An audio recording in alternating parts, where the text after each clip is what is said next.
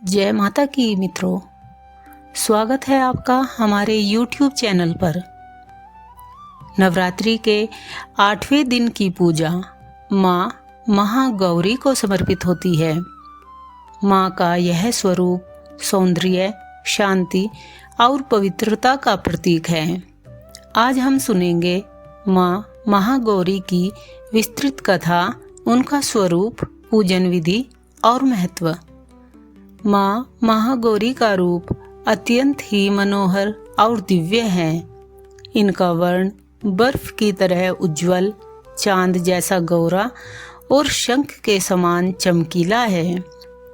4 भुजाओं वाली माँ महागौरी वृषभ पर विराजमान रहती हैं। उनके हाथों में त्रिशूल और डमरू है, जबकि अन्य 2 हाथ वर और अभय मुद्रा में रहते हैं। माँ को सफेद वस्त्र और सफेद आभूषण अति प्रिय हैं। इसी कारण इन्हें श्वेतांबर धरा देवी भी कहा जाता है।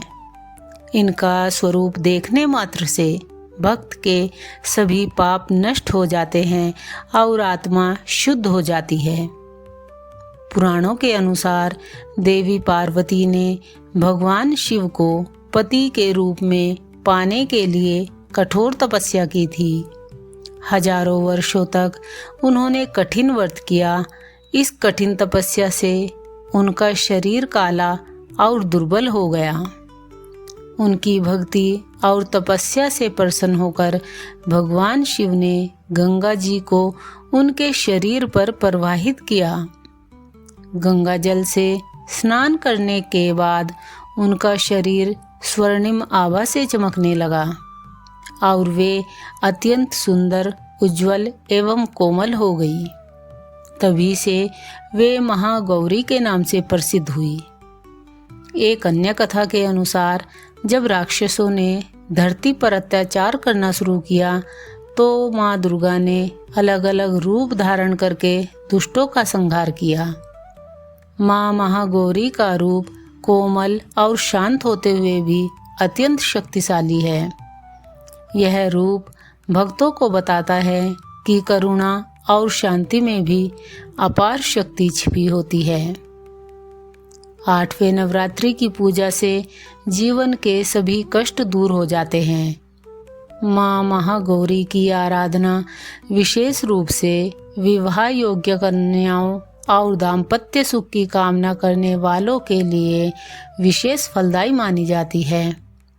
कहा जाता है कि जिनके जीवन में विवाह में अड़चन आती है, उन्हें इस दिन माँ महागौरी की आराधना करनी चाहिए।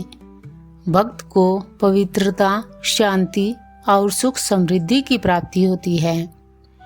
माँ महागौरी का आशीर्वाद व्यक्ति के अंदर की नकारात्मकता को समाप्त करता है और जीवन में सौंदर्य, प्रेम और आध्यात्मिक शक्ति का संचार करता है। 8वें दिन माँ महागौरी की पूजा सुबह स्नान करके स्वच्छ कपड़े पहनने चाहिए। माँ को सफ़ेद फूल, सफ़ेद वस्त्र, नारियल, दूध और मिठाइयाँ अर्पित करनी चाहिए। भक्त को पूरे मन से इस मंत्र का जाप करना चाहिए। ओम देवी महागौर्ये नमः।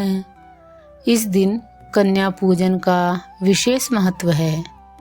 9 छोटी कन्याओं को घर बुलाकर भोजन कराना और उन्हें उपहार देना माँ को अति प्रिय है। माना जाता है कि कन्याएं स्वयं देवी का स्वरूप होती हैं और उन्हें प्रसन्न करने से माँ महागौरी का आशीर्वाद तुरंत मिलता है।